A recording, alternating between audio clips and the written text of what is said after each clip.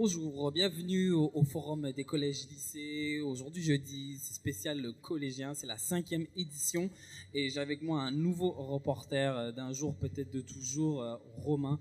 Déjà, comment tu vas? Ça va super bien. Je suis prêt à interviewer les personnes qui veulent bien se présenter.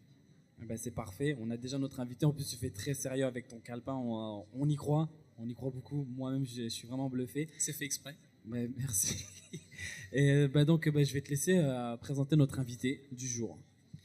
Alors bonjour, je vais vous présenter. Alors vous êtes commandant à l'état-major de la caserne du SDIS de Blois-Nord, et je vais vous poser des questions sur votre métier, et puis vous allez nous répondre le plus franchement possible. Alors ma première question, c'est est-ce que votre métier est mixte? Est-ce qu'il y a autant d'hommes que de femmes qui le font?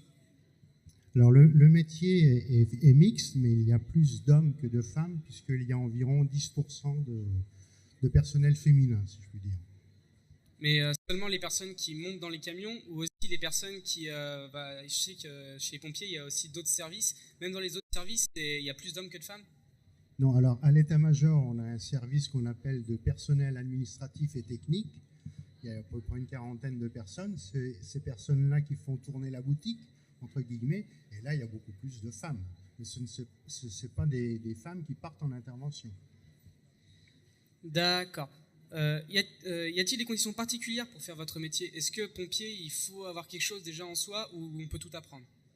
Il faut déjà avoir un esprit d'équipe, une bonne moralité, des valeurs morales, bien sûr, et puis il faut avoir une formation, donc ça c'est fait au fur et à mesure de la carrière, et puis une aptitude médicale. Il y a certaines conditions. Alors moi je suis sapeur-pompier volontaire, donc c'est un petit peu plus, c'est spécial. Les formulaires d'engagement ne sont pas les mêmes, puisque un volontaire, on peut être volontaire à partir de 16 ans, un professionnel à partir de 18 ans, de 18 à 25 ans. Et sous forme de concours. Il y a un concours à passer qui est valable 3 ans. Et après, on peut être affecté dans n'importe quel département en France, suivant les places disponibles, bien sûr. D'accord. Depuis combien de temps exercez-vous votre métier? Moi, ça va faire 37 ans que je suis sapeur-pompier. Donc, j'ai commencé en bas de l'échelle, comme on dit, pour être maintenant commandant à l'état-major, où je m'occupe des relations entre les entreprises qui emploient des sapeurs-pompiers volontaires et puis le service, pour négocier des conventions de disponibilité. Puisque pour être pompier volontaire, il faut avoir une formation, il faut avoir des jours. Donc on ne peut pas tout faire sur les vacances, c'est pas possible, c'est ingérable. Donc je négocie ça maintenant, après avoir fait d'autres fonctions. Merci. D'accord. Quelle formation avez-vous suivi? Quelle étude avez-vous faite? Moi j'ai un bac technique, puisque j'étais employé de banque. Donc, vous voyez, sapeur-pompier volontaire, on exerce un métier et en parallèle, on exerce le métier de sapeur-pompier. Qu'est-ce qui vous a motivé à exercer votre métier? Alors, c'est très simple. J'étais plus jeune, bien sûr, et j'ai eu malheureusement l'occasion de faire 2 accidents mortels en 8 jours de temps, dont un jeune de 18 ans et une jeune fille 8 jours après de 18 ans également, qui sont morts devant moi. Et je n'avais aucune connaissance. Et je me suis dit, c'est un peu dommage de rien pouvoir faire. Et je me suis engagé comme pompier volontaire. Et quand vous êtes engagé, vous avez suivi une formation. La formation, elle consiste en quoi? Alors la formation, il y a plusieurs niveaux. Il y a une formation incendie, il y a une formation au niveau secourisme, avec plusieurs étapes, puisqu'on est secouriste. Après, ça s'appelle maintenant PSC1, mais bon, les formules sont les mêmes. Après, il y a de la réanimation. Après, moi, j'ai fait également le monitorat de secourisme pour enseigner le secourisme aux autres sapeurs-pompiers. Donc voilà, et puis après, il y a des examens, il y a un cursus, quoi. Je sais que vous prenez des jeunes sapeurs-pompiers, mais comment est-ce que vous les formez, les jeunes qui veulent devenir pompiers? Alors c'est la même formule que pour les volontaires, mais en plus jeune, donc c'est adapté à l'âge et aux conditions physiques, mais c'est exactement les mêmes formations. Et puis ça leur fait gagner du temps pour la suite, quand ils deviennent sapeurs-pompiers volontaires à partir de 16 ans. ils sont déjà formés, donc ils peuvent après plus rapidement monter dans les camions, comme on dit. Mais ils sont toujours accompagnés d'un tuteur, parce que maintenant, il y a quand même des risques et il faut quand même les encadrer, ces jeunes. Et est-ce qu'il y a une différence flagrante entre les pompiers volontaires et les pompiers professionnels, et entre les pompiers professionnels femmes et les pompiers volontaires femmes? Non, il n'y a pas de différence. D'ailleurs, les pompiers volontaires, les pompiers qui soient volontaires ou professionnels, sont habillés de la même façon.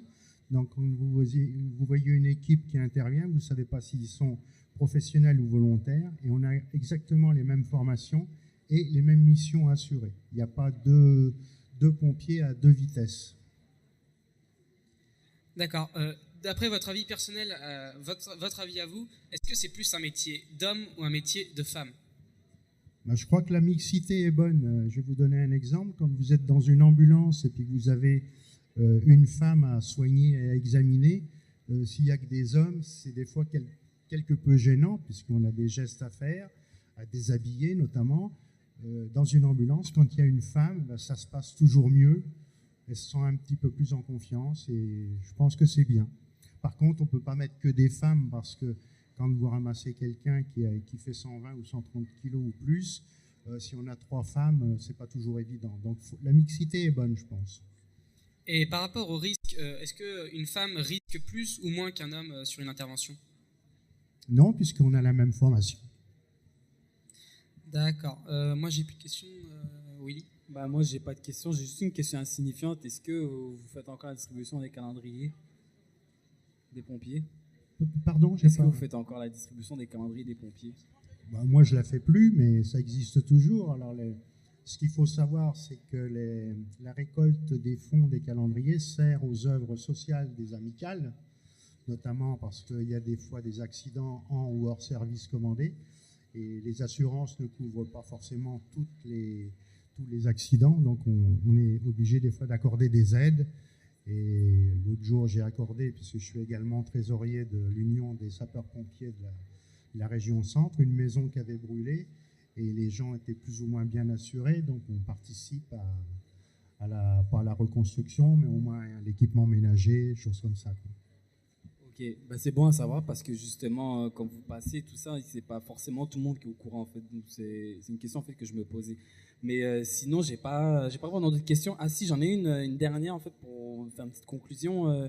Est-ce que vous avez un message pour les jeunes qui vont venir vous voir au stand pendant ces 2 jours? Est-ce que un message d'encouragement ou d'ambition? C'est quoi que vous pourriez leur conseiller? Ce que je peux leur conseiller, c'est d'essayer, puisque quand on prend un engagement de sapeur-pompier volontaire, on a 1 an pour savoir si ça plaît ou pas. Au bout d'1 an, on peut dire bon, ça me plaît pas, ou c'est trop contraignant, je m'en vais.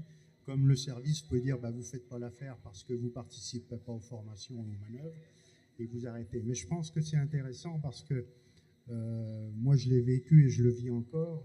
On peut arriver, vous avez eu un exemple dans le journal il n'y a pas très longtemps, où un pompier dans un restaurant a sauvé une dame qui était en train de s'étouffer avec du poisson, je ne sais plus quoi, en faisant des gestes simples, mais qu'il faut connaître. Et moi, ça m'est arrivé aussi de faire ces gestes et de sauver des gens. Donc, je veux dire, ça n'arrive pas qu'aux autres, les accidents. Donc, encourager à devenir sapeur-pompier volontaire, c'est très enrichissant. C'est très prenant, mais très enrichissant. Merci sur ces mots. Merci beaucoup d'être venu je vous en prie. répondre à nos questions. D'avoir accepté notre invitation. Merci encore. Puis merci Romain d'avoir participé. À très bientôt.